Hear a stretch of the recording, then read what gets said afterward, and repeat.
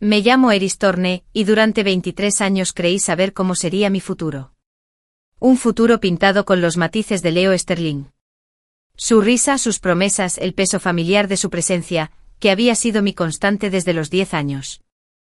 Ahora, mirando la pantalla de mi teléfono en la quietud estéril de mi habitación, ese futuro se hizo añicos en 1000 píxeles brillantes y burlones. Eran las 2:18 de la madrugada. Leo, que me había estado ignorando durante 3 días, acababa de actualizar su estado. 100 me gusta y rompo con ella. El pie de foto era brutal en su simplicidad. Debajo una foto de un cielo nocturno resplandeciente sobre el lago Serenity, con fuegos artificiales explotando en vibrantes crisantemos de luz. Y en primer plano, a contraluz de la pantalla, su mano estaba entrelazada con la de otro. No necesitaba verle la cara. Conocía su delicada muñeca, la forma tan específica en que le quedaba el brazalete de plata. Sacherita. Una sensación de frío y entumecimiento empezó en mis dedos y me subió por los brazos. Este no era su primer ultimátum público. Era el 9º.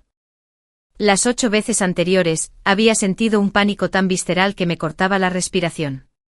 Lo llamaba, lloraba, aparecía donde quiera que estuviera, con mi dignidad a mis pies, y lo convencía de que volviera. Me disculpaba por cosas que no había hecho, me tragaba acusaciones que me ahogaban, todo con tal de preservar la única constante que me quedaba en este mundo. Los me gusta empezaron a aumentar. Una audiencia digital ávida de drama, nuestros amigos y conocidos convirtiendo nuestra relación en ruinas en un espectáculo. Observaba el contador con el corazón como una piedra en el pecho. Al poco rato llegó a 99. Sabía lo que quería. Estaba en la casa del lago de la familia Sterling, probablemente rodeado de Michael, Chloe y el resto del grupo. Sasha también estaría allí, haciendo de mediador cariñoso y preocupado. Estaba esperando. Esperando a que su teléfono sonara con mi nombre. Esperando a que me desmoronara, a que corriera hacia él en medio de la noche a suplicarle. Esperaba que repitiera el mismo patético baile por 9ª vez, para demostrar una vez más que yo, Eris Thorne, huérfano bajo la tutela de la familia Sterling, no era nada sin él. Pero esta vez, un profundo agotamiento me vació. No fue una ira repentina ni una determinación férrea. Fue el último y silencioso clic de una cerradura. El pozo emocional simplemente estaba seco. No me quedaba nada que dar, no más lágrimas que llorar, no más disculpas que arrancarme del alma. Me senté en la oscuridad, con la luz azul de mi teléfono bañándome la cara. Pensé en el mensaje de voz que había escuchado hacía una semana, destinado a Michael, pero que me habían enviado por error. La voz irritada de Leo, superpuesta a la risa tintineante de Sasha de fondo. Es tan pegajosa a mí que... como si te asfixiara. Si mi abuelo no me hubiera obligado a ser su tutor cuando éramos niños, nunca lo habría soportado tanto tiempo. Cada vez que menciono el espacio, llora. Es agotador. Solo necesito un respiro del drama. Y la risa de Michael en respuesta. ¿Romper con Eris? Mucha suerte, amigo. Es como un percebe. Llora un día y luego regresa arrastrándose. No tiene a dónde ir. El recuerdo debería haber dolido. Hace una semana me habría hecho perder la cabeza. Ahora solo lo sentí como una confirmación. Volví a mirar la pantalla. 99 me gusta. Una comunidad conteniendo la respiración. Con una calma que me resultaba extraña, moví el pulgar. Toqué el icono del corazón. El contador llegó a 100. Se me escapó un sonido pequeño, casi imperceptible. No un sollozo, sino un suspiro. La liberación de un aliento que sentía que llevaba años conteniendo. Había terminado el conteo. Había concedido su deseo público y performativo. Durante unos minutos me quedé mirando el número. Luego metódicamente hice una captura de pantalla. La guardé. Fui al perfil de Leo y con mano firme, le di a dejar de seguir. Entonces lo bloqueé. Hice lo mismo con Michael, con Chloe, con todos mis conocidos que estaban en esa casa del lago. Animando mi humillación. Desde ese día decidí que no seguiría a Leo Sterling. Evitaría cruzarme en su camino, en su mundo por completo. El silencio en mi habitación ya no era opresivo. Todo estaba en paz. Me levanté, fui a mi armario y saqué una maleta grande. No iba a escaparme en la noche. Estaba planeando. Pero la preparación fue un desastre. 10 días después, mientras revisaba una caja de libros de texto viejos, mi teléfono vibró con un mensaje de un número desconocido. Lo abrí. Hola, Eris, soy Ben. Escucha, Leo ha estado de un humor de perros. Está esperando a que cedas, ya sabes cómo es. Mañana es su cumpleaños. La gran fiesta en el Gran Crest. Deberías comprarle un regalo, ir a celebrarlo con él. Arregla las cosas. Volverán a estar juntos a medianoche. Ben. Primo de Leo, otro miembro del círculo íntimo. La suposición en sus palabras era tan fuerte que era casi tangible. Por supuesto que cedería. Por supuesto que compraría mi regreso a la gracia de Leo con un regalo considerado y una linda sonrisa. Ese era mi papel. Miré el correo electrónico de confirmación del vuelo en mi escritorio. Mi billete de ida a Edimburgo. La Facultad de Literatura de la Universidad de Edimburgo me había ofrecido una beca completa y una plaza en su prestigioso programa de escritura creativa, una ayuda a la que había solicitado en secreto meses atrás, en un momento particularmente bajo. Mi aceptación llegó al día siguiente del mensaje de voz de Leo. Le respondí a Ben con 2 palabras finales, sin tiempo. Y lo decía en serio. Mi vuelo salía en 36 horas. Leo Sterling, tal como lo deseabas públicamente, no nos volveremos a ver. Pero para comprender la irrevocabilidad de eso, hay que comprender la profundidad de la fractura que lo precedió. No se trataba del estatus. Se trataba de la traición que lo hizo posible. Todo cristalizó en torno a un acto único e imperdonable. Mi solicitud de ingreso a la universidad. Había ocurrido 3 semanas antes de la publicación de los 100 me gusta. Leo había permitido que Sasa, la estudiante pobre y apadrinada que la familia Sterling había acogido, accediera a mi portal personal y cambiara mi primera opción universitaria de Stanford, donde Leo y yo planeábamos ir juntos desde los 16 años, a una pequeña universidad pública local. Él le había dado mi contraseña. La había visto hacerlo.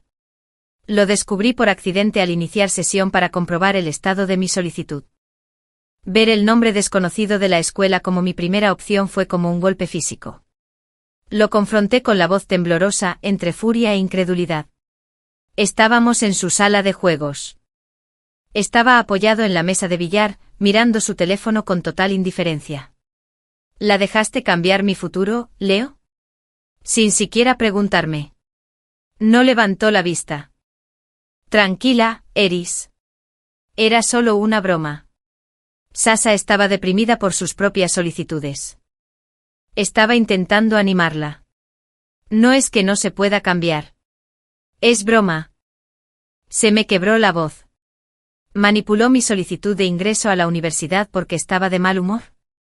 ¿Tienes idea de lo grave que es eso? Eso es fraude. Podría denunciarla, podría. Finalmente me miró con su hermoso rostro desgarrado por la impaciencia. Ya te dije que fui yo. Le dije que lo hiciera. Si quieres denunciar a alguien, denúnciame a mí. No es para tanto. ¿No puedes arreglarlo y seguir adelante? Estás siendo muy dramático. El despido casual fue como un puñal en el estómago. Cometió un delito, Leo. Por diversión. Estás siendo infantil, suspiró con una palabra cargada de desprecio. Si sigues así, tendré que reconsiderar seriamente nuestra relación. La hubo. El arma. La que había sacado 8 veces antes. Conocía mi miedo más profundo. Expulsado, solo. Sabía que la familia Sterling era mi único ancla. Manejaba ese conocimiento con la precisión de un cirujano, amenazando con cortar la conexión si yo no cumplía. ¿Habíamos estado en armonía alguna vez, o eso insistía mi memoria? Una unidad. Leo y Eris.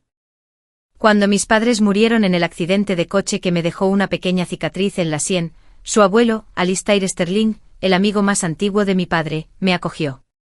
Leo, un niño revoltoso de 10 años, se convirtió en mi protector. Peleaba con los niños que se burlaban de mí por ser callada, compartía sus juguetes y me prometió que siempre tendría un hogar. Crecimos entrelazados. Mismos colegios, mismos círculos sociales. Él era mi historia. Se acordaba de mis alergias, me traía ginger ale cuando estaba enferma y sí, incluso compraba productos sanitarios sin ninguna vergüenza cuando me daba vergüenza pedírselos a la señora Sterling. Éramos pareja. Todo el mundo lo veía. Todos, incluyéndome a mí, asumimos que sería para siempre. Entonces llegó Sasa Reed hace 2 años, estudiante de segundo año con una beca de la Fundación Sterling. Su madre se estaba muriendo de una rara enfermedad de la sangre. Era delicada, elocuente en su gratitud y de una valentía desgarradora. Me dolía el corazón por ella. A Leo también. Habíamos visitado a su madre juntas y la ayudamos con sus tareas. Creí que éramos 3 amigos. Fui tan ingenua que me dio pena. Desde su llegada, las peleas habían sido constantes. Esta era la 9ª. Y como las 8 veces anteriores, Leo usó la amenaza del abandono mientras yo, patéticamente, optaba por rendirme.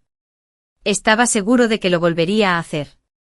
Tras lanzar la amenaza, esperó con una sonrisa burlona en los labios, a que me desmoronara, a que me disculpara por estar molesta porque habían jugado con mi futuro. Pero esta vez no me salieron las palabras. Me quedé allí sentada, viéndolo mirar su teléfono. Una suave sonrisa se dibujó mientras escribía una respuesta sin duda para Sasa. De repente, al mirarlo, al chico que había amado, al hombre que ahora parecía un extraño, no sentí más que un profundo aburrimiento. Me negué a hablar. Guardé silencio, mi rostro era una máscara. Tras esperar 5 minutos, sin ver mi habitual rendición, Leo chasqueó la lengua con disgusto, se guardó el teléfono en el bolsillo y salió sin mirar atrás. El portazo resonó en la casa silenciosa. No me moví. Me senté en la penumbra, mirando la pantalla vacía de la computadora, la que me había mostrado mi futuro alterado. No sé cuánto tiempo estuve allí sentado antes de que mi teléfono vibrara sobre la mesa. Una serie de mensajes de voz enviados a un chat grupal en el que al parecer seguía participando. Los abrí. La voz de Sasa sonó primero, dulce y con un toque de falsa preocupación. ¿Sigue Eris enfadada por esa broma tonta? Deberías llamarla, Leo. Dile que venga. Me disculparé con ella en persona. Me siento fatal. Entonces la voz de Leo, irritada y fuerte. Ni hablar. Quiere enfurruñarse, déjala. No soy su terapeuta. No tengo que mimarla todo el tiempo. Ay, Leo, no seas así, le susurró Sasa. Las chicas necesitan que las tranquilicen. Si eres demasiado frío, simplemente lo malinterpretará y se alejará. No tengo energía para tranquilizarla, espetó Leo. Se toma demasiado en serio. Si mi abuelo no me la hubiera impuesto, ni me molestaría. Es tan necesitado. Siempre tan emotivo. Me ha estado agotando durante años.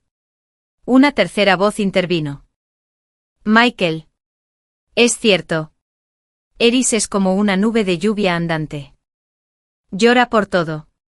Es la persona más dramática que conozco. Leo rió, un sonido cruel y agudo. ¿Verdad? Cada vez que digo la palabra break, ella llora y se disculpa.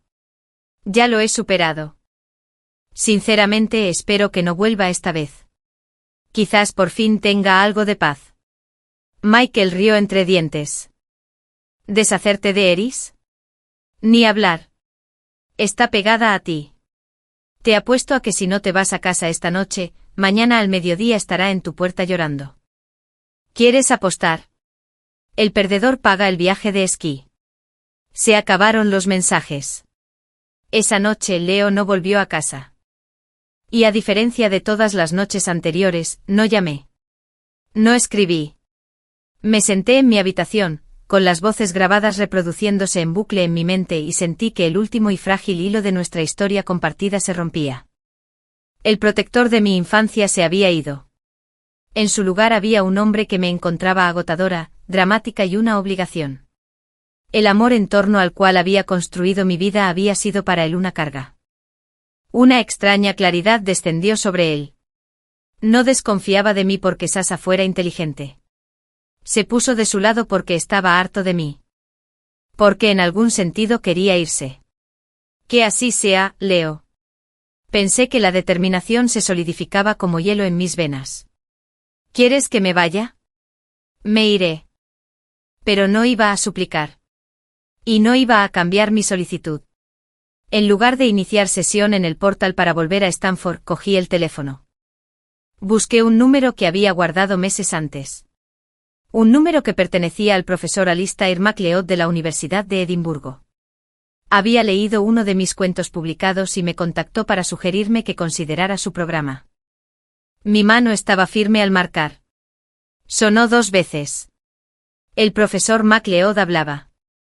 Profesor, soy Eris Thorne. Ya tomé una decisión. Me gustaría aceptar su invitación para estudiar en Edimburgo. Su cálido acento escocés me llenó los oídos. Eris, querida, qué buena noticia. Estoy encantada. Dadas tus circunstancias particulares, agilizaremos el trámite. Y la beca completa que mencionamos es tuya, matrícula, alojamiento y estipendio para gastos de manutención. No tendrás que preocuparte por nada. Después de colgar, tras aceptar lo que me llevaría a otro mundo, sentí una sensación que no había experimentado en años. La expansión completa de mis pulmones. Esa noche, por primera vez desde que Sasha Reid entró en nuestras vidas, dormí profundamente sin sueños y en paz. El juego había terminado. Simplemente había decidido dejar de jugar. Y el primer paso de mi nueva vida fue un solo toque silencioso en una pantalla. Un me gusta definitivo. Una llave girando en una cerradura. El comienzo de mi propia historia. Desperté a la mañana siguiente de dar ese último me gusta con una sensación de calma inquietante. El mundo no se había acabado. El cielo fuera de mi ventana era del mismo gris pálido invernal. Mi habitación, abarrotada de los artefactos de una vida vivida en la órbita de Leo Sterling, estaba en silencio. La ansiedad persistente que solía recibirme, el coro de ¿qué hice mal?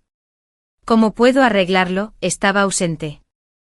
En su lugar había un espacio vacío y limpio. Era desconcertante, como si una extremidad se hubiera dormido y ahora volviera a la vida con un hormigueo. No revisé mi teléfono. Sabía lo que me depararía. Una lluvia de llamadas perdidas de Leo, mensajes furiosos, tal vez un aluvión de Michael o Chloe exigiendo saber qué creía que estaba haciendo. Las consecuencias digitales de mi rebelión.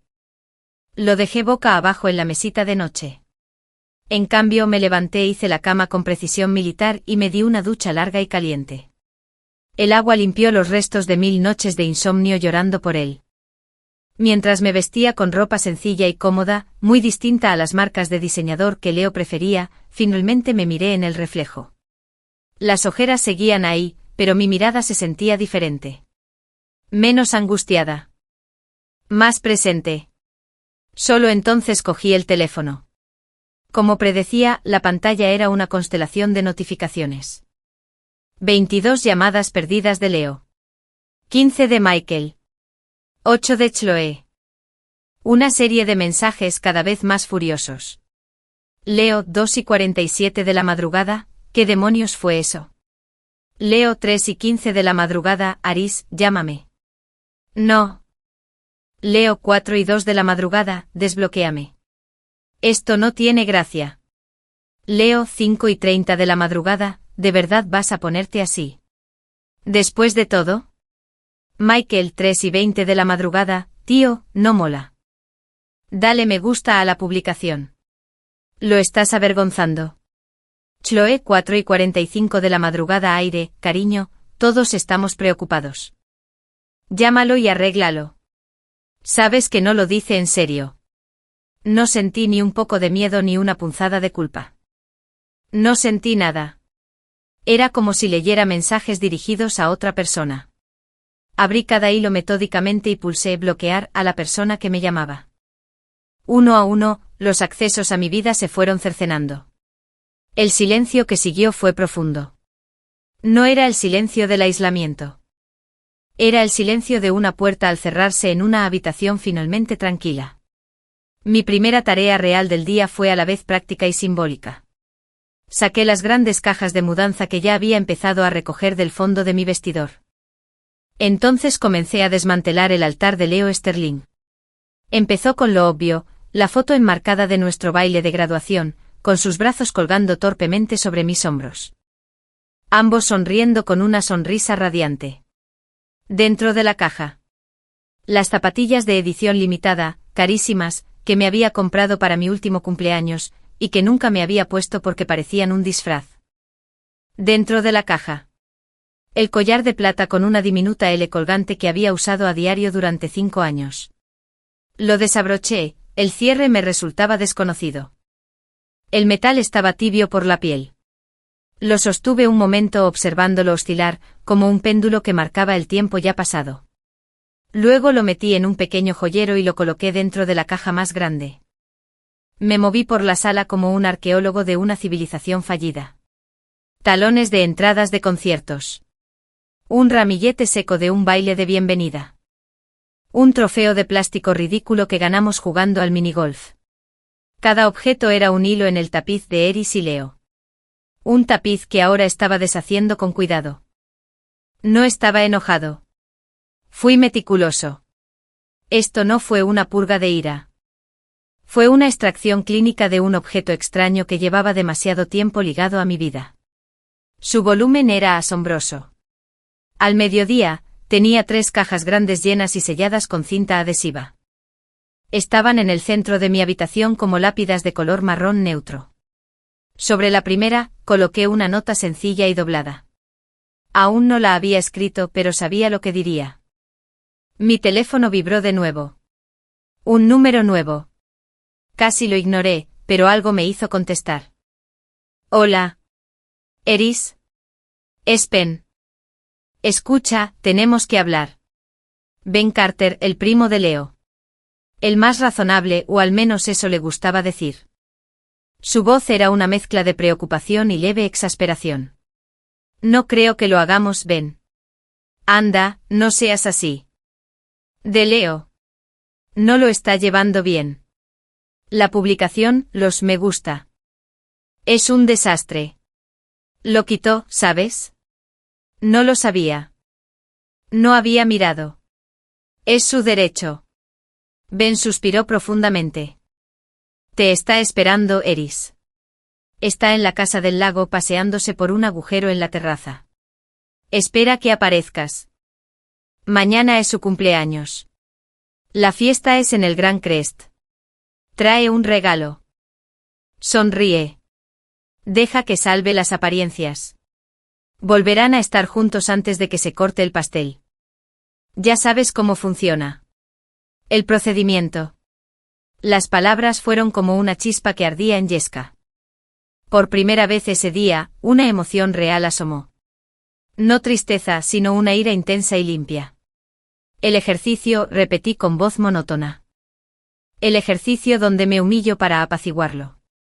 El ejercicio donde mis sentimientos son irrelevantes mientras Leo Sterling consiga lo que quiere. El ejercicio donde soy yo quien siempre tiene que ceder. Eris, no es así. Es exactamente así, Ben. Y se acabó el simulacro. No voy. No tengo ningún don. Y desde luego no tengo tiempo. ¿Qué se supone que significa eso? ¿Qué podrías tener que hacer que sea más importante que esto? Miré la laptop abierta en mi escritorio. La carta de aceptación de Edimburgo brillaba en la pantalla. Miré el itinerario del vuelo al lado. Me voy, Ben. Pausa. ¿Te vas? ¿A dónde? ¿Por cuánto tiempo? A Edimburgo. Para la universidad. Y no sé por cuánto tiempo. Posiblemente para siempre. La palabra quedó suspendida en el aire entre nosotros, sólida y real. Edimburgo, balbuceó. ¿Y Stanford? Tú y Leo, lo planearon. Leo y yo planeábamos muchas cosas. Interrumpí mi tono final. Esos planes cambiaron. Díselo. No le digas nada. No necesita un mensaje mío. Recibió el único que le envió. Adiós, Ben. Terminé la llamada y bloqueé ese número también. La conversación, en lugar de inquietarme, reforzó mi determinación. Caminé hacia mi escritorio y abrí un nuevo documento. En la parte superior, escribí, embalaje y logística. Trabajé durante horas, absorta en la catarsis de las listas. ¿Qué empacar para el clima escocés?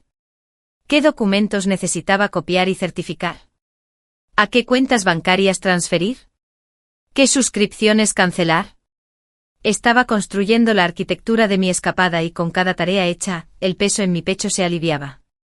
Al caer la noche por fin me permití mirar las redes sociales. No en el perfil de Leo. No quería verlo, pero sí en la periferia. Encontré la cuenta de Sasa sin problema. Fiel a su estilo, fue una obra maestra de vulnerabilidad cuidada y alarde sutil. La publicación más reciente fue de anoche. Marca de tiempo justo una hora después de mi fatídico me gusta. Una foto de la chimenea de la casa del lago, una manta acogedora y 2 copas de vino sobre una mesa rústica. El pie de foto, a veces, la tormenta de afuera simplemente endulza la tranquilidad interior. Agradecido por los puertos seguros y los buenos amigos. Vela de corazón rojo. Los comentarios fueron una sinfonía de apoyo. Michael. Te mereces toda la paz, Sasa. Chloe es la persona más fuerte que conozco. Me alegra que estés en un lugar cálido. Una chica que no conocía, tiene suerte de tenerte. Todo era una insinuación e ilusión. Diseñado para pintar una imagen de ella como el alma serena y reconfortante que capeaba mi tormenta emocional con Leo. La buena amiga. Sentí una punzada de viejas náuseas, pero se me pasó enseguida. Fue solo una actuación. Ya no era parte del público. Unos días después encontré la publicación que precedió al ultimátum de Leo sobre su ruptura. Era una foto de ella y Leo en la pista de hielo del resort. Ambos en patines, él sujetándola del brazo como para estabilizarla. Su sonrisa era deslumbrante, la de él, indulgente. El subtítulo. Cuando tienes miedo, pero alguien no te deja caer. #bendecido. Esta era la narrativa. Sasa, la valiente superviviente que lucha. Leo, el noble protector. Yo era el antagonista fuera de pantalla, el elemento aterrador del que necesitaba ser rescatada.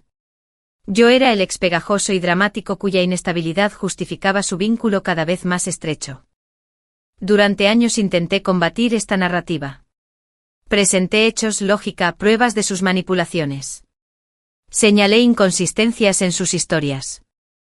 La forma en que la grave enfermedad de su madre siempre parecía recrudecerse cuando Leo y yo teníamos planes. Era como intentar clavar gelatina en una pared. Cuanto más me esforzaba, más inestable y celosa parecía. La revelación que finalmente me destrozó no fue la habilidad de Sasa.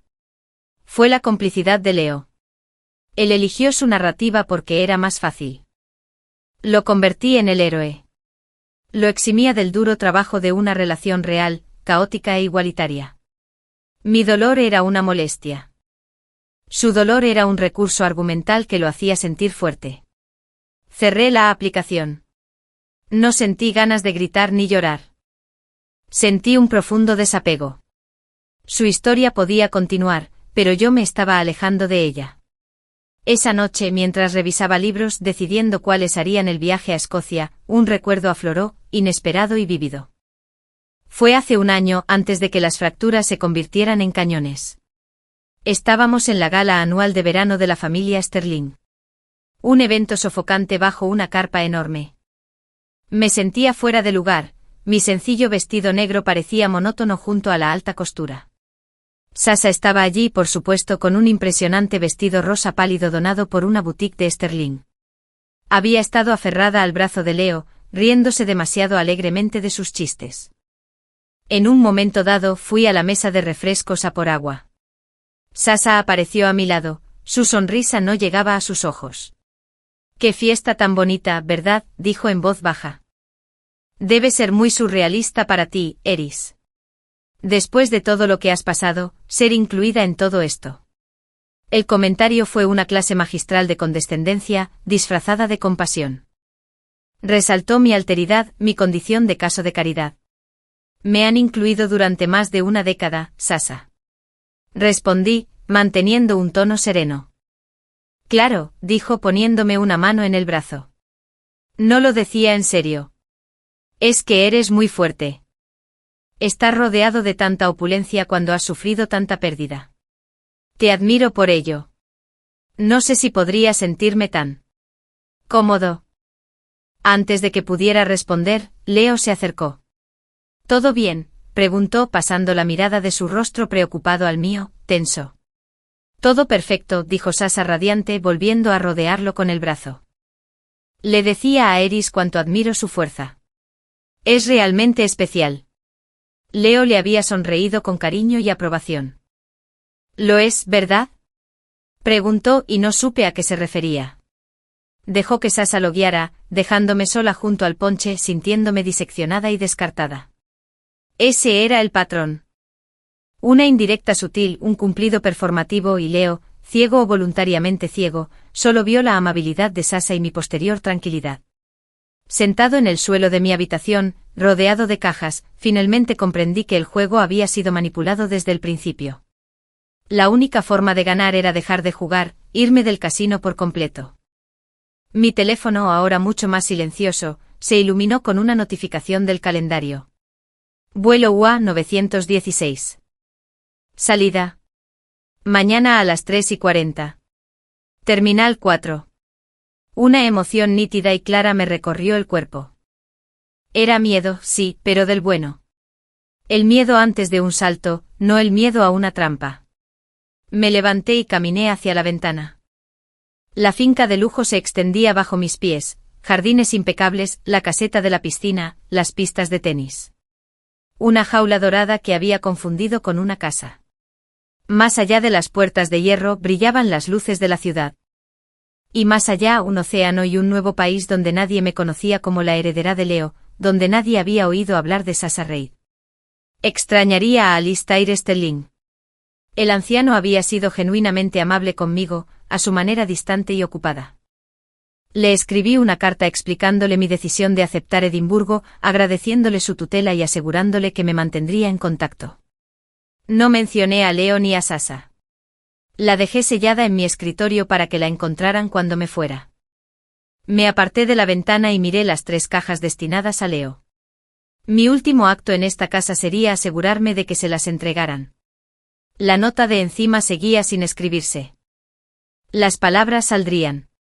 Por ahora, el acto físico de guardar nuestra historia era suficiente. Ya no dejaba de seguir solo un perfil en redes sociales. Estaba abandonando un guión de vida, un destino que otros habían escrito para mí. Con cada número bloqueado, cada tarea encasillada, cada línea de mi lista de tareas marcada, estaba trazando un nuevo rumbo. La chica que me había dado ese último me gusta ya estaba en el pasado. En su lugar había alguien más silencioso, más duro e infinitamente más libre.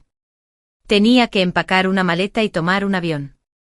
El resto era solo ruido, desvaneciéndose rápidamente tras ella. La mañana de mi partida amaneció fría y radiante. La luz del sol se filtraba oblicuamente en mi habitación, ahora desolada, resaltando las motas de polvo que danzaban en los espacios vacíos donde antes habitaban los recuerdos.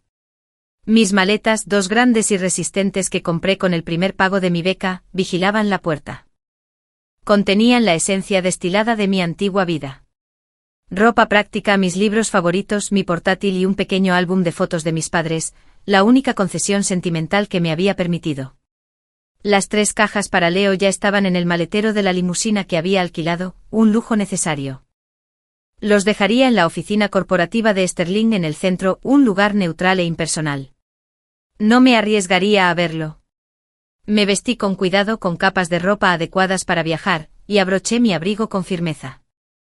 La cicatriz en mi sien, normalmente oculta por el pelo, reflejaba la luz del espejo. Un recordatorio permanente del accidente que lo inició todo, que me trajo a este mundo dorado.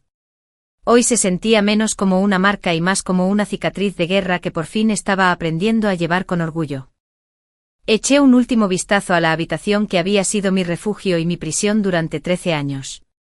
Las paredes color lavanda pálido que había elegido a los 14 años ahora me parecían infantiles. El asiento junto a la ventana donde había pasado horas leyendo, esperando oír el coche de Leo en la entrada. Ahora es solo una habitación, vacía. esperando al siguiente ocupante al siguiente piso. Abajo, la casa estaba en silencio. Alistair estaba en su reunión semanal de la junta directiva. El personal cumplía con sus rutinas matutinas con silenciosa eficiencia. La señora Higgins, la ama de llaves que había sido más como una madre para mí que nadie, estaba de pie en el gran vestíbulo, con los ojos enrojecidos. «Ay, señorita Harris», susurró abrazándome con fuerza, con aroma a lavanda. «¿Me escribes, me oyes? Cada semana. ¿Y te molesta la lluvia escocesa? Se te mete en los huesos». «Lo haré, señora Higgins. Lo prometo». Mi voz sonaba ronca. Ella era lo único de este lugar que realmente extrañaría. «Ha estado llamando», dijo en voz baja, señalando con la cabeza hacia el teléfono silencioso de la casa. «Amo Leo. A todas horas. Sonidos. No el mismo. Solo asentí. Es mejor así». Me dio una palmadita en la mejilla, su expresión era una mezcla de tristeza y una aprobación feroz y orgullosa. «Este amor. Creo que lo es». El coche se alejó de la finca de Stirling. No miré atrás. Mientras recorríamos las tranquilas calles arboladas del enclave privilegiado, sentí cómo se rompían los últimos hilos de conexión. Era un fantasma ya a medio camino. Nuestra primera parada fue la imponente torre de cristal de Stirling Holdings. Le indiqué al conductor que se dirigiera al muelle de carga, no a la imponente entrada principal.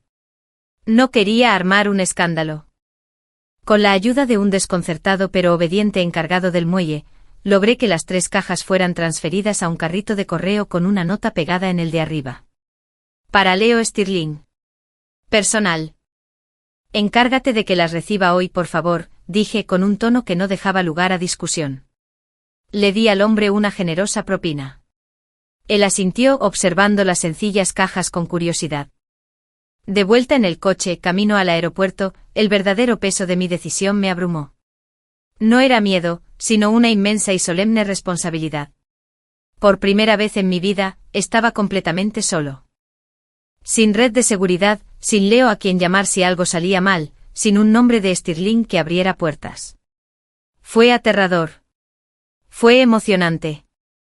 Mi teléfono en modo avión, salvo las apps necesarias, vibró con una notificación de la aerolínea. Vuelo UA 916. A tiempo. Procedan a facturar.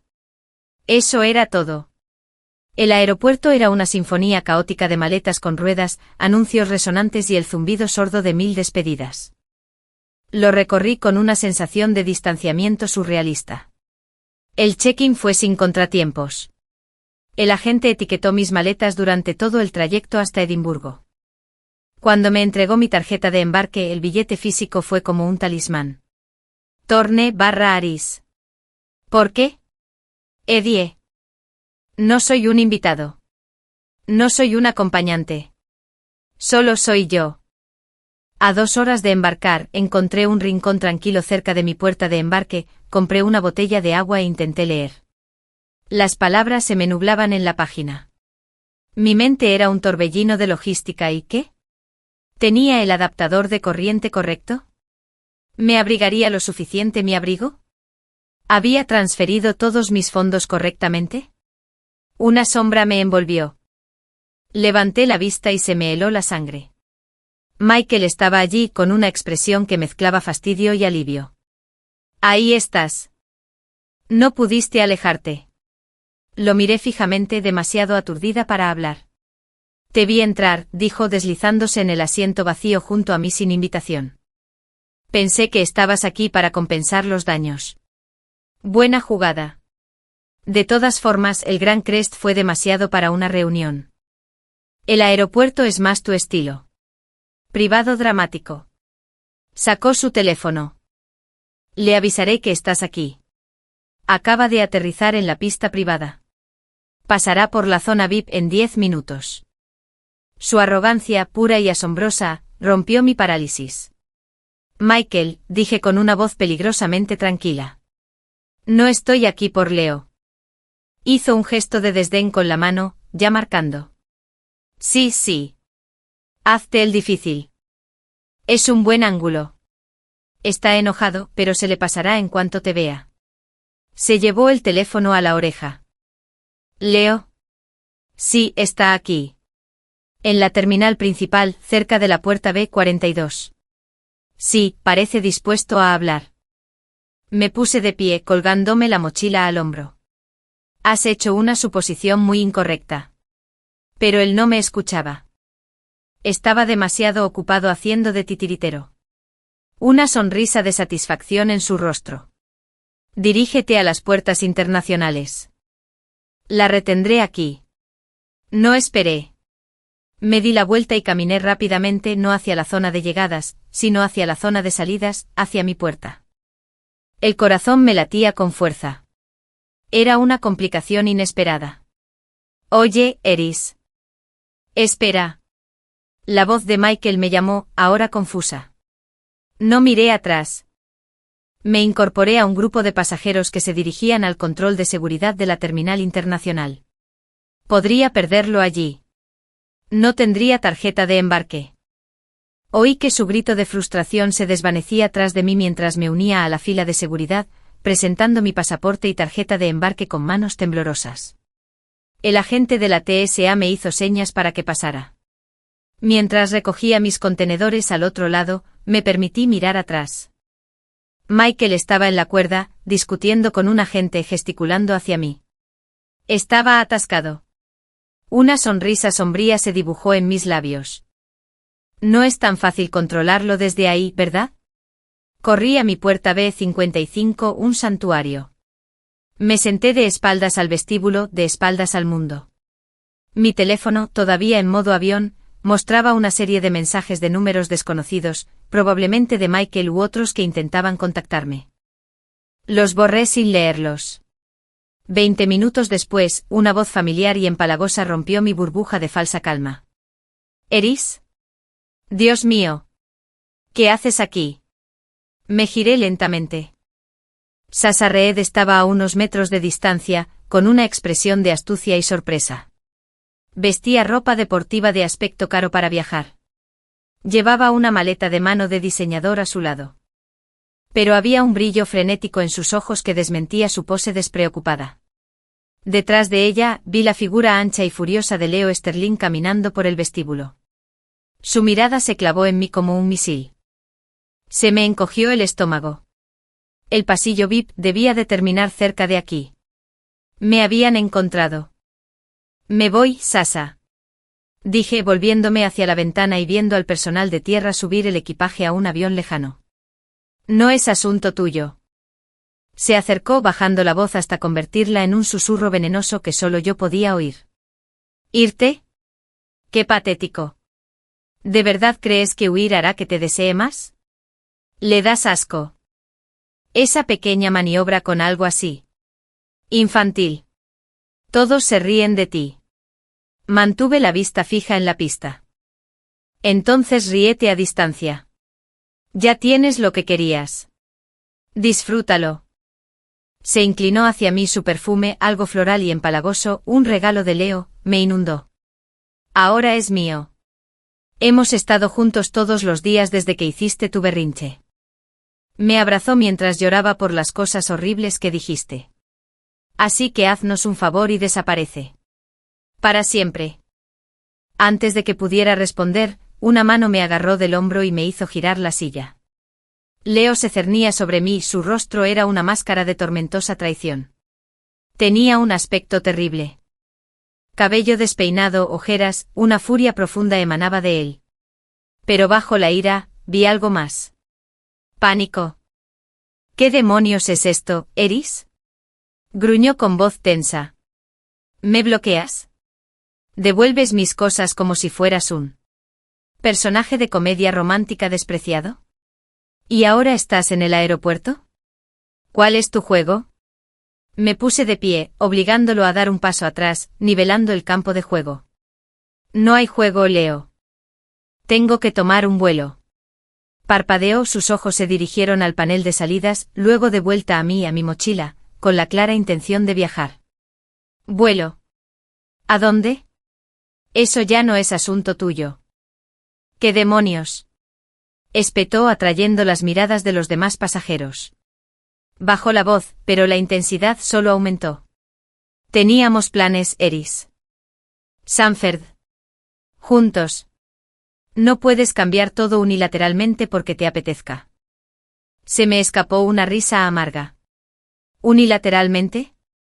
¿Como si cambiaras mi solicitud unilateralmente para animar a Sasa? ¿Como si decidieras unilateralmente cuando estamos juntos y cuando terminamos basándote en una votación pública? No me hables de decisiones unilaterales, Leo. Tú escribiste el manual. Apretó la mandíbula. Eso era diferente. Era una broma. Esto eres tú destruyendo todo lo que construimos. Lo destruiste. Sí sé, la calma finalmente se rompió. Lo destruiste cada vez que te pusiste de su lado. Cada vez que me llamaste dramática por tener un sentimiento válido. Cada vez que usaste la amenaza de abandonarme para hacerme obedecer. Ya no puedes ser la víctima porque finalmente acepté la ruptura que publicaste. Se estremeció como si lo hubieran golpeado. La cruda verdad, dicha en voz alta en un aeropuerto público, pareció desarmarlo momentáneamente. Sasa se deslizó a su lado y le puso una mano en el brazo para tranquilizarlo. Leo, no. Solo intenta hacerte daño. Sabe que está perdida, así que arremete. Me miró con fingida lástima. Aires, se acabó. ¿No puedes irte con un poco de dignidad? Miré su rostro calculador y luego el suyo conflictuado y enojado. El último sentimiento se desvaneció, dejando solo una fría y clara certeza. La única dignidad que he tenido en 2 años, dije lentamente, es alejarme de ustedes dos. La voz del agente de puerta resonó por el sistema de megafonía. Embarque en el vuelo UA 916 con destino a Edimburgo. Cabina premium y pasajeros que requieren asistencia especial. Esa fue mi decisión. Levanté mi mochila. Ese es mi vuelo. Adiós, Leo. Sus ojos se abrieron de par en par con un horror genuino y creciente. ¿Edimburgo? ¿Escocia? No lo eres. No puedes hablar en serio. Aires, detente. Espera. Me agarró del brazo, pero lo esquivé. Me dirigí al agente de la puerta y le presenté mi tarjeta de embarque. Aires, por favor. Su voz se quebró con un dejo de auténtica desesperación. Era el sonido que había esperado oír durante años. Ahora no significaba nada. No miré atrás. Bajé por la pasarela, con el sonido de la terminal apagándose tras de mí. La última imagen que tuve fue la de Leo Sterling, clavado en el suelo con el aspecto de un hombre que ve su única ancla flotar en el mar, con Sasa aferrada a su brazo, su rostro, la imagen de una victoria furiosa y frustrada. La puerta del avión se cerró tras de mí con un golpe seco. Encontré mi asiento junto a la ventana, guardé mi bolso y me abroché el cinturón.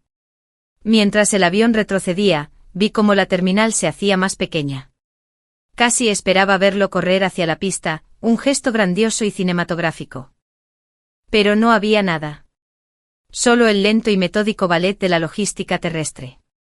El avión giró, rodó y aceleró por la pista. La fuerza del despegue me presionó contra el asiento, una manifestación física de la decisión que había tomado. Ascendimos por encima de las nubes, dejando atrás la ciudad, la finca y la vida de heredera adyacente. Estaba en el aire en medio. Ya no estaba, todavía no estaba. La pelea con Leo me había agotado, pero también me había liberado. Todo estaba dicho. Cada acusación, cada verdad, expuesta en una terminal de aeropuerto. Ya no había cabos sueltos con los que atormentarme. Él lo sabía. Finalmente él supo realmente lo que había hecho. Y yo sabía lo que hacía. Me estaba eligiendo a mí misma. Mientras los auxiliares de vuelo empezaban su servicio, abrí la carta que me había escrito en el teléfono, una nota que había empezado la noche que acepté Edimburgo. Querida futura heredera, comenzaba. ¿Tienes miedo? Está bien. Estás solo. Es temporal. Eres libre. Eso es todo. Recuerda, no estás huyendo de nada. Vuelas hacia algo. Construye una vida tan llena de tus pasiones, tus logros, tus alegrías serenas, que no quede espacio para fantasmas. Deja que Edimburgo sea la página en blanco. Ahora ve a escribir tu historia. Miré por la ventana la interminable extensión de nubes algodonosas, iluminadas de oro por un sol que había salido a buscar. Por primera vez en mucho tiempo, sentí una sensación que era completamente mía. Era esperanza. El mundo desde 35.000 pies era un estudio de sereno desapego. Abajo el Atlántico era una vasta lámina arrugada de gris hierro, indiferente a los pequeños dramas humanos que separaba. Allí arriba, en la silenciosa cabina, solo se oía el zumbido constante de los motores y el suave taconeo de los auxiliares de vuelo. El enfrentamiento en la puerta de embarque parecía una escena de una película que había visto hacía mucho tiempo, con una intensidad emocional intensa, pero ya no inmediata. Dormí a ratos despertando al cruzar la costa de Irlanda, donde la tierra se veía como una esmeralda de bordes rugosos en un mar de plata. La voz del capitán anunció nuestro descenso a Edimburgo. Mi corazón, que había sido un tambor firme y apagado, comenzó a latir con un nuevo ritmo de anticipación. El avión se inclinó y allí estaba. Todavía no era el castillo perfecto de postal, sino la urbanidad extensa y húmeda de la ciudad, piedra antigua y cristal moderno mezclados bajo un cielo color peltre magullado. Una emoción nítida y limpia atravesó mi último resquicio de fatiga. Mi ciudad. Inmigración fue un torbellino de preguntas educadas y páginas selladas. La recogida de equipaje se me hizo eterna, pero entonces mis 2 maletas robustas aparecieron firmes y seguras. Las cargué en un carrito y atravesé la puerta de llegadas. El aire me impactó primero fresco, húmedo y con olor a pavimento mojado, diésel y algo más, quizá turba o sal del cercano Firth. Era el olor de otro lugar, del anonimato. El profesor MacLeod había contratado a un conductor, un hombre mayor de rostro amable llamado Fergus, que sostenía un cartel con la palabra Thorn escrita con cuidado en mayúsculas. Su acento cálido y vibrante era como música. Bienvenida a Escocia, Gen. Vamos a instalarnos. El camino hacia la ciudad fue un deleite silencioso para la vista. Pasamos por extensos suburbios, luego la dramática silueta de Arthur Seat, un antiguo volcán que se alzaba abruptamente en el corazón de la ciudad. Y luego los edificios se hicieron más antiguos, más altos, más oscuros. Giramos hacia una calle adoquinada del casco antiguo, llena de imponentes piedras teñidas y frontones escalonados, y nos detuvimos frente a un edificio alto y estrecho de arenisca color miel. Pale Coles, anunció Fergus. Estarás en casa el año que viene. En la oficina del profesor me dijeron que tendría una habitación en Holland House. Mi habitación estaba en el 3er piso, pequeña pero luminosa, con vistas a un patio verde y brumoso y a lo lejos, a la majestuosa corona del castillo. Estaba amueblada con sencillez. Una cama, un escritorio, una estantería, un armario. Era un espacio vacío, neutro y absolutamente perfecto. Era mío. El silencio era la diferencia más profunda. No la quietud estéril de la elegante mansión, sino una quietud viva y académica, interrumpida por el grito lejano de un estudiante, el tañido de una campana de la capilla cercana y el susurro del viento entre los árboles centenarios. Era un silencio lleno de potencial, no de ausencia. Pasé los 2 días siguientes en un estado de aturdimiento con un propósito definido y provocado por el jet lag. Desempaqué, aproveché el espacio. Compré artículos esenciales en una tienda cercana, deleitándome con las marcas desconocidas. Asistí a mi orientación para estudiantes internacionales, un torbellino de caras sonrientes, formularios burocráticos e interminables tazas de té fuerte y amargo. Obtuve mi credencial de estudiante, una tarjeta de plástico con mi nombre y mi nueva identidad temporal. Facultad de Literatura, Lenguas y Culturas de la Universidad de Edimburgo. Conocí a mi asesora académica, una mujer perspicaz llamada Dra. Elspeth Murray, quien había leído mi expediente y mi relato publicado. «Has tomado una decisión valiente, Aris», dijo con cierta amabilidad, dejando una situación cómoda por lo desconocido. De ahí es de donde nace la mejor escritura, de los límites de las cosas. Me uní a la biblioteca del campus, perdiéndome durante horas en el olor a papel viejo y en los imponentes estantes con galerías de la sala de lectura principal.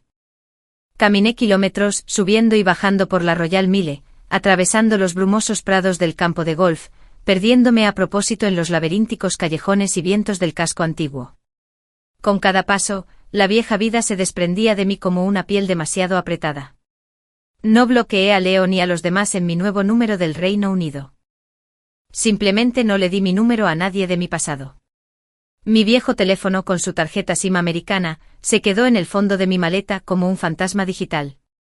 Revisaba mi correo electrónico con moderación en mi portátil, usando una nueva cuenta universitaria. Había, por supuesto, mensajes. Suplicantes, furiosos, confundidos.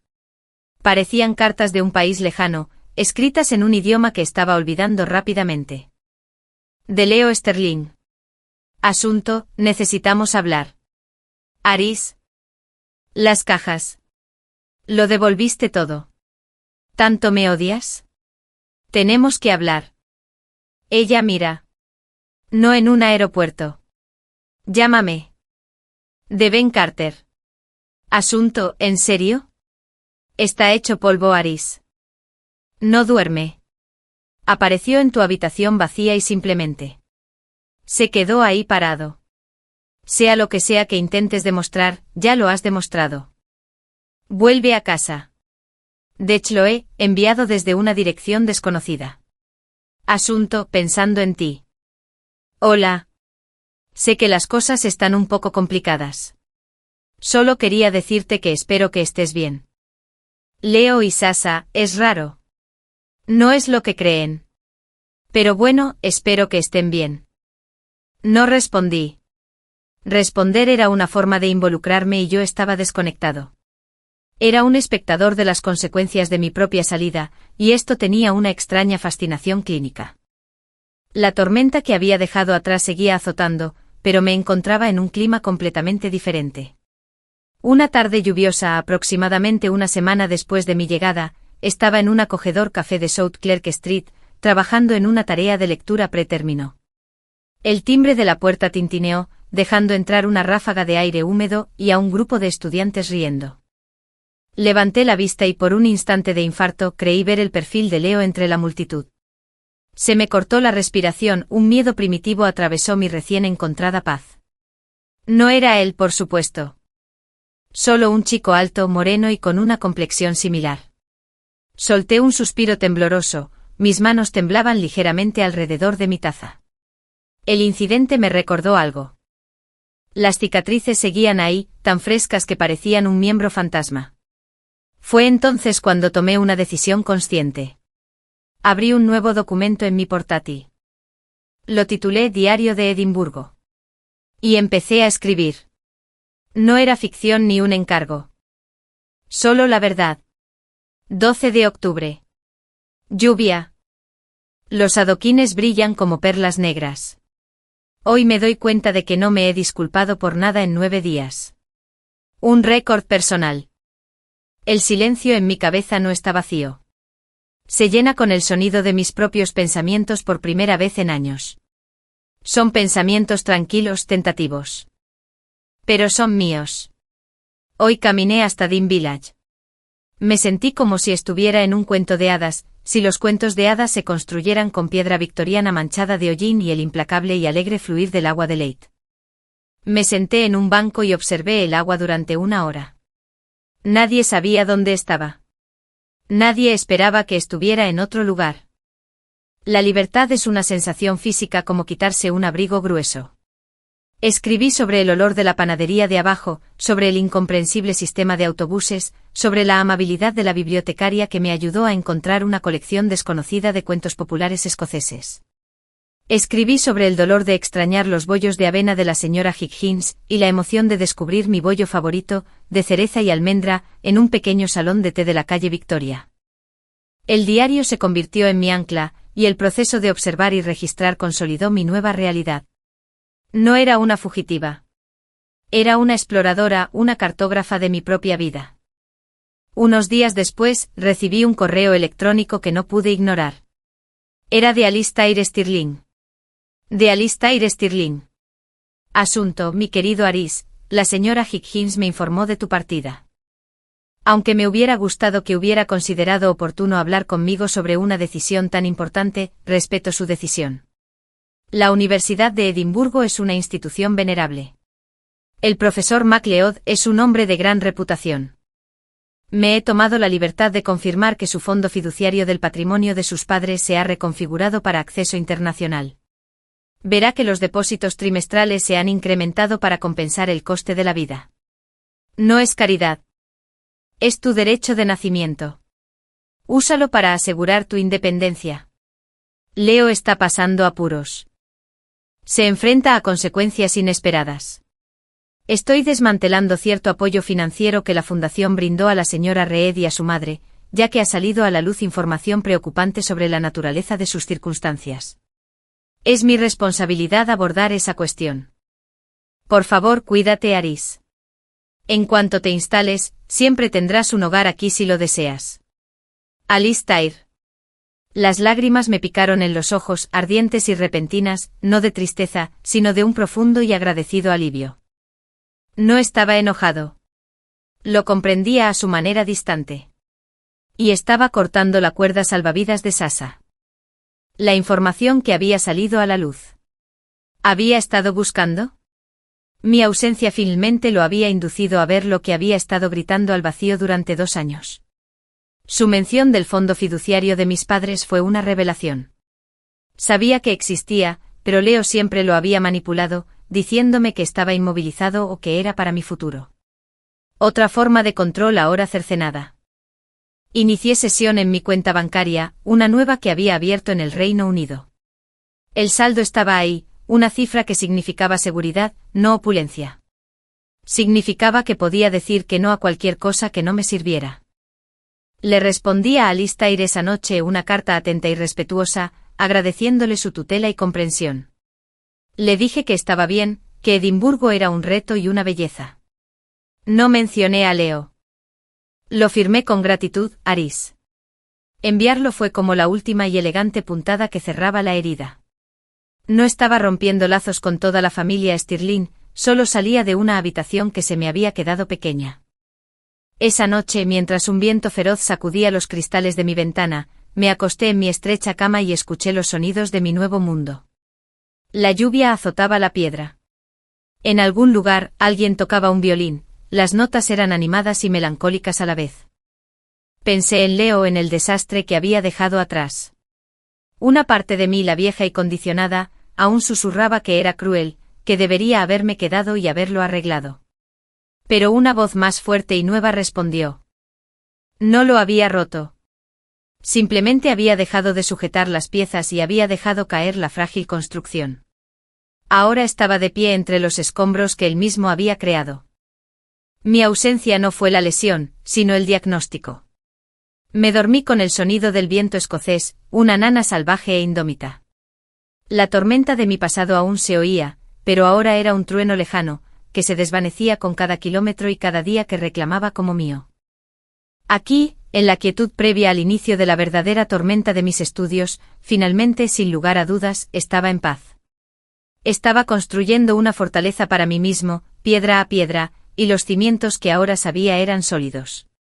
Edimburgo en pleno otoño se convirtió en mi crisol y mi santuario. La ciudad era una compañera melancólica y magnífica. Un día, la intensa y cristalina luz del sol marcaba el castillo con un marcado relieve, al siguiente, la envolvía un jar, una niebla marina que amortiguaba el sonido y convertía el mundo en un monocromo fantasmal. Le di la bienvenida. El clima, a diferencia del afecto de Leo, era sincero en su indiferencia. Mis estudios fueron una inmersión incesante y gloriosa. El primer seminario del Dr. Murray, Narrativa y el Yo, se sintió menos como una clase y más como una terapia dirigida. Analizamos textos donde los personajes se despojaban de viejas identidades, donde el silencio era una forma de hablar, donde los paisajes reflejaban el tumulto interno. Al principio contribuí con cautela, luego con creciente confianza al darme cuenta de que mi experiencia vivida era un texto válido para analizar.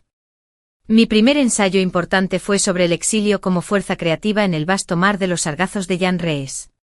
Lo escribí al rojo vivo, mi propio mar de los sargazos, la trampa estancada y dorada de las propiedades inmobiliarias, sangrando en cada línea. Lo recuperé con una sola palabra garabateada con la elegante letra del Dr. Murray en la parte superior, valiente. Hice conocidos, aunque aún no amigos íntimos. Estaba Fiona, una irónica poeta de Glasgow con el pelo color magenta, que compartía mi seminario, y Raj, un doctorando en literatura de Mumbai, de voz suave, que siempre me reservaba un asiento en la biblioteca. Nuestras conversaciones giraban en torno a Foucault, al mejor pescado frito, a lo absurdo de la burocracia universitaria. Nadie me preguntaba por mi pasado. Yo era solo Eris, la estadounidense tranquila que tomaba notas meticulosas y dominaba asombrosamente bien los clichés góticos. Mientras tanto, al otro lado del Atlántico, el mundo que había dejado atrás se derrumbaba. Los correos electrónicos y las misivas en redes sociales. Finalmente entré en una vieja cuenta de confinamiento para revisarla. Pintó una imagen caótica. Era como ver una película muda con títulos frenéticos. Chloe, envía un mensaje a mi antiguo número que vi por correo. Creo que todo se ha vuelto raro. Leo no le habla a Sasha. Tuvo una pelea muy fuerte con Michael.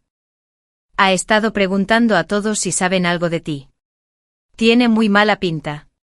Apareció una alerta de noticias de un blog de sociedad que había olvidado dejar de seguir. La fiesta de cumpleaños de Sterling Geire termina en desastre. Vino añejo y rabietas en Gran Crest. La foto granulada adjunta mostraba a un Leo borroso derribando una torre de botellas de vino. El pie de foto especulaba sobre una misteriosa pelea con su compañero de toda la vida. Luego, una semana después, un mensaje de Ben enviado a un mensaje directo en redes sociales que rara vez revisaba. Ben Eris.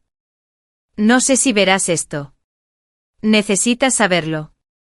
Puede que la mamá de Sasha sí. Todo fue una estafa. La enfermedad, la pobreza, todo. El abuelo Sterling hizo que los investigadores los investigaran después de que te marchaste. La mujer es una estafadora profesional. Las facturas médicas eran pagos a una cuenta secreta. Sasha ni siquiera es su verdadero nombre. Leo no lo está llevando bien. Se siente un idiota. Sigue diciendo que necesita explicarte.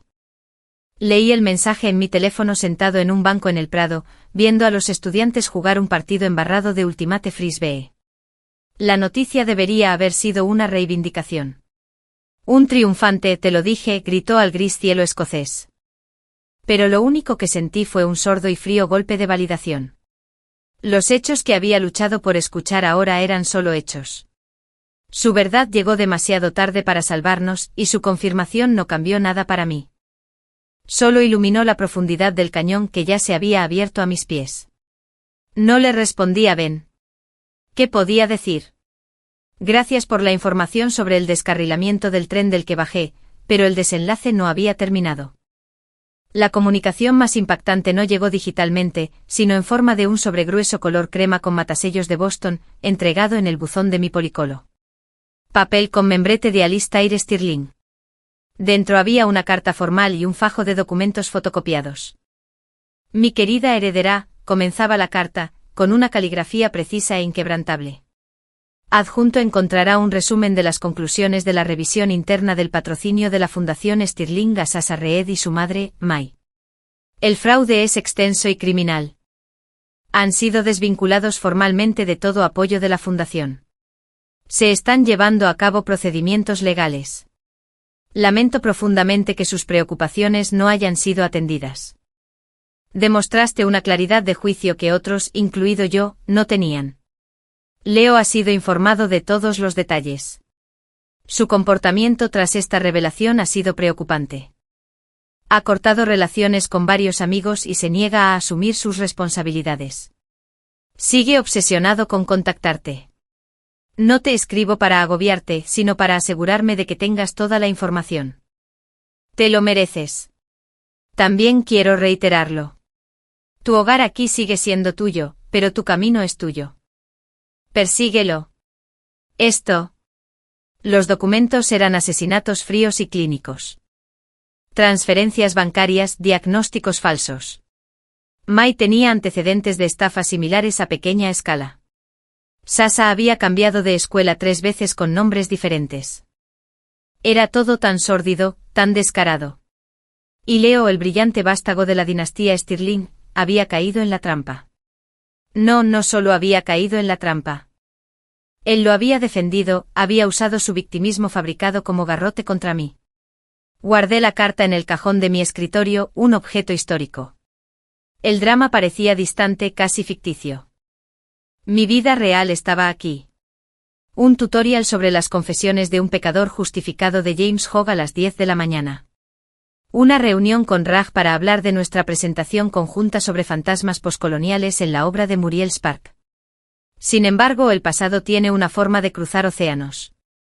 Un miércoles ventoso al salir del antiguo edificio de la universidad, una figura emergió de la sombra de la imponente estatua de David Hume. «¿Eris?» Me quedé paralizado. La voz era ronca, áspera, pero inconfundible. Leo Stirling estaba ante mí con aspecto de desconocido. El chico seguro y educado había desaparecido. Este hombre estaba demacrado, con el abrigo arrugado y el pelo demasiado largo. Sus ojos, inyectados en sangre y desesperados, me clavaron en la mirada con una intensidad aterradora. El mundo se redujo a los adoquines húmedos que nos separaban. Los sonidos de la universidad, risas, charlas, el viento se desvaneció en un zumbido. ¿Cómo me encontraste? Mi voz era monótona, sorprendentemente firme. Abuelo. Le obligué a decírmelo. Tenía que verte. Tenía que explicarlo. Dio un paso adelante. Retrocedí deliberadamente manteniendo la distancia. No hay nada que explicar, Leo. Recibí la carta de Alistair. No lo entiendes, dijo con la voz entrecortada. No lo sabía. Juro por Dios que no sabía quiénes eran. Me hizo dudar de todo. Me hizo dudar de ti. Ella no te obligó a hacer nada, corregí, mi actitud fría pareció inquietarle más que gritar. Tú elegiste. Siempre. Elegiste creer la narrativa más simple y halagadora. Aquella en la que tú eras el héroe que salvaba a la damisela, y yo era el obstáculo incómodo e histérico. Esa fue tu decisión. Se estremeció como si lo hubieran golpeado. Estaba equivocado. Estaba totalmente equivocado, herederos. Ahora lo veo. Ahora lo veo todo. El lago, la aplicación, la forma en que le hablé de ti a Michael. Su rostro se contorsionó de vergüenza. Escuché ese mensaje de voz. Sé que lo oíste. Daría lo que fuera por retractarme de esas palabras. Pero lo decías en serio, dije en voz baja. Esa es la parte que no puedes retractarte. Entonces lo decías en serio. Mi partida no las hizo falsas. Solo te obligó a escucharlas. Se pasó una mano temblorosa por el pelo. Yo no. En realidad no. Me frustraba presumirle a mí que. No sé. Pero no era mi intención. Tienes que creerme. No tengo que hacer nada, Leo. Hablar en voz alta fue una liberación. Ese es el punto que nunca has comprendido. Mi fe, mi perdón, mi presencia. No son tus derechos. Ya no. La cruda y brutal irrevocabilidad de aquello pareció finalmente penetrar el muro de su desesperación. Cayó de hombros. Lo que hicieron, lo que ella hizo, era un crimen. Tenías razón desde el principio. Y te castigué por ello. Miró a su alrededor, a la antigua e imponente universidad, y a mí con mi sencillo abrigo de lana y bufanda, un mundo aparte de la chica que había conocido. ¿Te ves? ¿Te ves como tú mismo aquí? Soy yo mismo aquí, dije. Por primera vez en mucho tiempo. Podemos. Al menos hablar. Tomar un café. Solo. Necesito que sepas cuánto lo siento. La súplica en sus ojos era real, el dolor era real. Y por un fugaz instante la vieja heredera, la que estaba condicionada a calmar su dolor, se conmovió. Miré más allá de él, hacia donde Fiona me saludaba desde el otro lado de la plaza, sosteniendo 2 vasos para llevar. Mi seminario comenzaba pronto. Mi vida me esperaba. No, Leo, dije con voz suave pero firme. No hay más café. No hay más conversación. Viniste hasta aquí para cerrar el ciclo, así que aquí está. Se acabó. Lo que hagas con esa verdad depende de ti. Pero mi parte en tu historia ha terminado. Vi el momento en que lo golpeó, el momento en que la esperanza se extinguió. Su rostro se vació convirtiéndose en una máscara de sombría aceptación. Asintió solo una vez, un gesto pequeño y entrecortado. Te amé, heredera, susurró, el pasado flotando en el aire húmedo entre nosotros, lo más sincero que había dicho en años. Lo sé, respondí. Y te amé. Pero el amor no es una jaula. Y ya no viviré en una. Me di la vuelta y caminé hacia Fiona, hacia la taza de té caliente, hacia mi seminario de teoría narrativa. No miré atrás. Sentí su mirada fija en mí hasta que doblé la esquina, pero no titubeé. Más tarde, en la tranquilidad de mi habitación, saqué mi diario de Edimburgo. No escribí sobre el rostro de Leo, ni sobre sus disculpas, ni sobre la pena y el alivio que sentí. En cambio, escribí. 30 de noviembre. Carbón claro. El castillo estaba iluminado esta noche, una corona de oro contra el cielo violeta. Hoy expliqué el concepto del narrador poco fiable en el tutorial. No es que siempre mientan. A veces simplemente se creen su propia historia tan completamente que transforman el mundo para que encaje en ella. Dejar atrás la narrativa de otra persona sobre ti es el acto más violento y pacífico a la vez. Requiere la demolición de un universo. Y luego puedes construir el tuyo propio. Estoy construyendo el mío. El desmoronamiento en casa fue total. Las estafas quedaron expuestas, las ilusiones destrozadas. Pero mi viaje ya no se trataba de desentrañarlos. Se trataba de tejer con cuidado, hilo a hilo, un tapiz de mi propio diseño. La tormenta había pasado. Me encontraba en la tranquila posguerra y el aire, por primera vez, era limpio.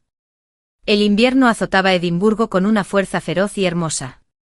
El viento que venía del estuario era implacable, y los días cortos a menudo se veían envueltos en un crepúsculo que parecía antiguo y profundo. Me compré un abrigo más grueso, un gorro de lana ridículo con pompón, y aprendí el sagrado arte de vestirme con capas. Prosperé en la época de introspección, cuando la energía de la ciudad se retiraba de las calles a sus innumerables pubs, bibliotecas y ventanas cálidas e iluminadas. Mi vida adquirió un ritmo completamente propio. Las mañanas eran para leer en la quietud y resonante de la Biblioteca Nacional de Escocia.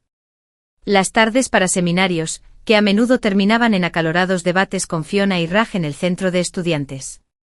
Las noches eran para escribir en mi diario, explorar los rincones de la ciudad bajo el resplandor ámbar de las farolas de gas o sumergirme en una novela junto a la estufa eléctrica de una sola barra de mi habitación. La soledad que temía se había transformado en una soledad plena y satisfactoria. Era mi propia compañía, y estaba aprendiendo a ser bueno en ello. El Edinburgh Journal engordó. Ya no eran solo observaciones. Se estaba convirtiendo en un mapa de un yo en transformación. 14 de diciembre. Un frío glacial.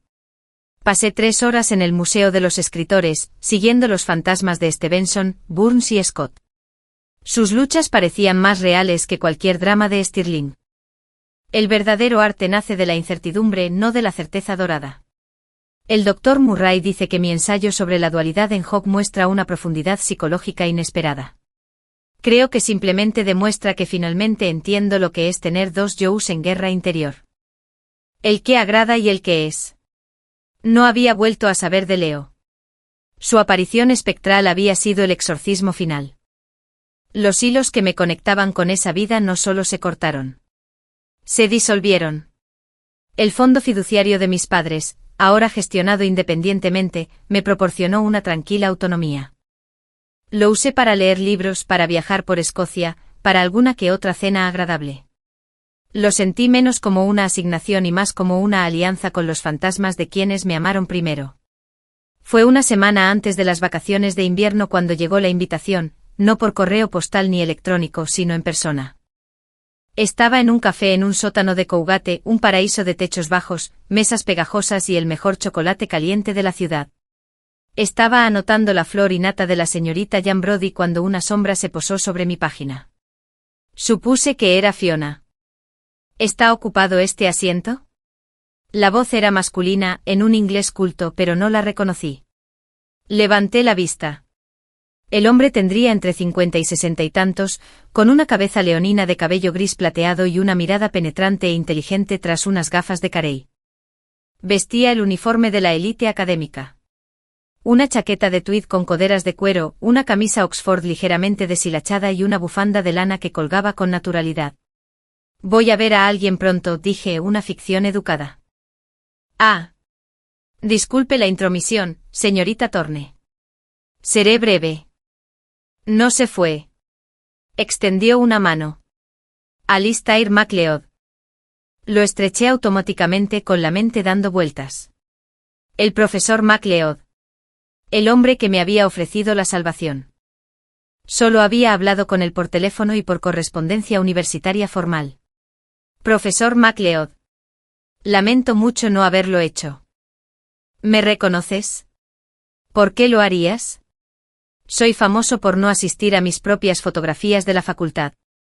Sonrió con una expresión cálida y arrugada que me tranquilizó un poco. ¿Pago yo? Volvió a señalar la silla. Por supuesto, por favor. Se sentó pidiendo un café solo a un camarero que pasaba con naturalidad. Estaba en una reunión terriblemente aburrida en Old College y te vi por la ventana, sumergido en la chispa de Muriel. Un admirador. Pensé en aprovechar la oportunidad. Tenía pensado pasar a ver cómo te iba. Es maravilloso, dije, la palabra sentirse insuficiente. Un reto. Justo lo que necesitaba. Así me informa el doctor Murray. Habla muy bien de su trabajo. Un intelecto agudo e inquebrantable, dijo, por fin aprendiendo a manejarlo.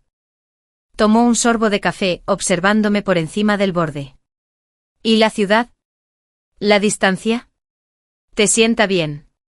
Me observaba con delicadeza, pero con ojo clínico. Conocía mis antecedentes, a grandes rasgos las circunstancias únicas que habían llevado a una chica de una familia estadounidense poderosa a su programa de becas. La distancia es lo mejor, dije con sinceridad. Lo aclara todo. Él asintió, satisfecho. Bien. Esa era la esperanza. Ahora al punto de mi emboscada. Metió la mano en su cartera de cuero y sacó un sobrecrema, similar al que le había enviado Alistair Sterling, pero más pequeño y grueso. Lo deslizó sobre la mesa. Una invitación. Desconcertado, la abrí. Era una tarjeta bellamente impresa. El rector, profesores y académicos de la Universidad de Edimburgo. Le solicitamos el placer de su compañía. En la reunión anual del solsticio de invierno. En celebración de la erudición y los nuevos comienzos. Corbata negra. Biblioteca Signit, Plaza del Parlamento. Abajo, escrita a mano, había una nota. Para Eris Thorne y su invitado. Es MacLeod. Me quedé mirándola. La Biblioteca Signit era una de las bibliotecas privadas más impresionantes del mundo. Un edificio con aspecto de joya, normalmente cerrado al público. La reunión del solsticio fue legendaria. Una mezcla de académicos de alto nivel, invitados distinguidos y un puñado de estudiantes estrella. No estoy seguro. Tú perteneces ahí, Eris, dijo el profesor MacLeod, con un tono que no dejaba lugar a discusión. No es una invitación por lástima. Es una inversión. Esta universidad, esta ciudad, tienen una forma especial de adoptar a la gente. Has sido adoptado. Esta es tu bienvenida formal a una familia diferente. Una familia construida con ideas, no con casualidades de nacimiento. Sus palabras me tocaron una fibra tan profunda que me vibraron hasta los huesos. Una familia construida sobre ideas. No tengo nada que ponerme, balbuceé, una preocupación ridículamente práctica. Hay excelentes tiendas vintage en el puerto oeste, dijo con un brillo en los ojos. Encuentra algo que te identifique no con quién eras, sino con quién te estás convirtiendo. Terminó su café y se levantó. Nos vemos allí y traeré un invitado interesante. Con un último asentimiento se fue desapareciendo de nuevo en el ambiente académico de la ciudad. Permanecí sentado un buen rato, sintiendo la gruesa cartulina suave bajo mis dedos. Una invitación, no una citación, no una exigencia, una solicitud de mi compañía. La distinción me pareció monumental. Al día siguiente, impulsado por la energía nerviosa, arrastré a Fiona en una misión al puerto oeste. Tras probarme una docena de vestidos que parecían disfraces demasiado rígidos, demasiado brillantes, demasiado evocadores de la antigua gala, lo encontré. En la trastienda de una tienda abarrotada, con olor a naftalina y rosas viejas, colgaba un sencillo vestido de manga larga de terciopelo color esmeralda intenso. Tenía un corte limpio, cuello alto y una falda que caía en suaves pliegues. Era elegante, serio y cálido. Parecía algo que usaría un erudito en una novela gótica. Me sentía como yo. Esa es, suspiró Fiona, ajustándose las horquillas en el pelo magenta. Pareces estar a punto de resolver un misterio literario centenario. En el mejor sentido. La noche de la reunión, me vestí sola en mi habitación, con los dedos apenas manipulando los pequeños botones de perla de la parte de atrás. Me dejé el pelo suelto, ligeramente rizado por la humedad. No llevaba ninguna joya, salvo un sencillo brazalete moderno de plata que le había comprado a un platero de la Royal Mile. Me miré al espejo. La chica que me devolvía la mirada estaba pálida, con los ojos muy abiertos, pero había una firmeza en su mirada que no reconocí. Parecía alguien con un vestido de terciopelo, sosteniendo una invitación a una biblioteca. Mi interesante invitado fue Raj. Quedó atónito con la invitación, pero luego encantado. Llegó a mi puerta con un Servani negro de corte impecable sobre pantalones, con aspecto majestuoso y algo nervioso. «Te ves increíble», dijo con su habitual tono suave aún más bajo. «Tú también», sonreí. «¿Vamos a resolver un misterio?» La biblioteca Signet me dejó sin aliento. Era una visión de yesería color crema y pan de oro, una fantasía neoclásica. Miles de libros encuadernados en cuero trepaban por las paredes hasta un vertiginoso techo abovedado adornado con intrincados diseños. Largas mesas estaban dispuestas con cristal y plata, iluminadas por el resplandor de 1000 velas en imponentes candelabros. El aire vibraba con el murmullo sordo y sofisticado de conversaciones en una docena de idiomas. El profesor MacLeod nos vio y nos guió entre la multitud, presentándonos con naturalidad. El doctor Onand, nuestra estrella emergente en estudios poscoloniales, y la señorita Eris Thorne, quien nos ofrece nuevas y sorprendentes perspectivas sobre la psique gótica. Nos estrecharon la mano y nos preguntaron por nuestro trabajo.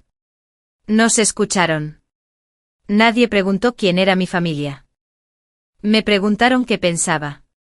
En un momento dado me encontré cerca de un ventanal con vistas a la plaza del Parlamento, ahora cubierto de una fina capa de escarcha. Bebí mi agua con gas mientras observaba la escena. Rogue estaba enfrascado en una profunda discusión con un famoso historiador.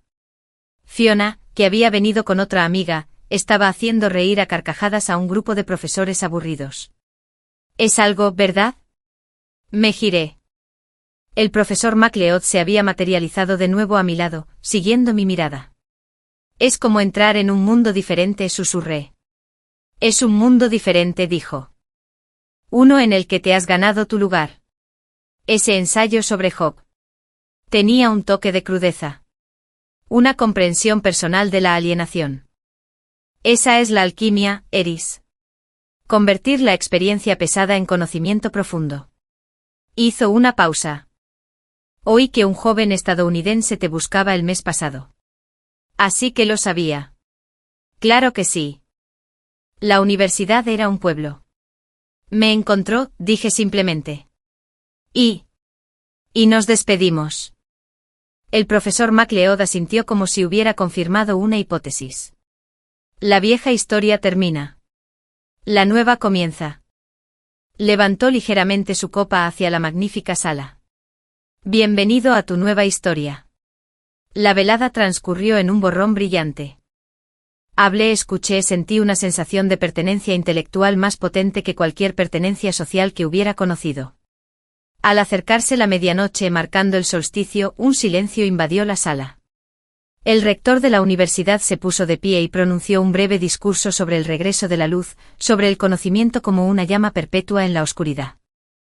Me encontraba entre ellos con mi terciopelo esmeralda, y la mano apoyada en el lomo fresco de un libro centenario en un estante cercano. Ya no era Eris Thorne, la huérfana, la tutelada, la ex. Era Eris Thorne, la erudita. La identidad era nueva, su tejido aún era frágil en algunos puntos, pero era mío. Yo mismo la había tejido con los hilos de la supervivencia, la lana de los libros y el filamento fuerte e ininterrumpido de mi propia mente resiliente. La invitación no había sido a una fiesta. Había sido para mí. Y esta noche, rodeado de la sabiduría acumulada durante siglos, finalmente había aceptado de verdad. El fin.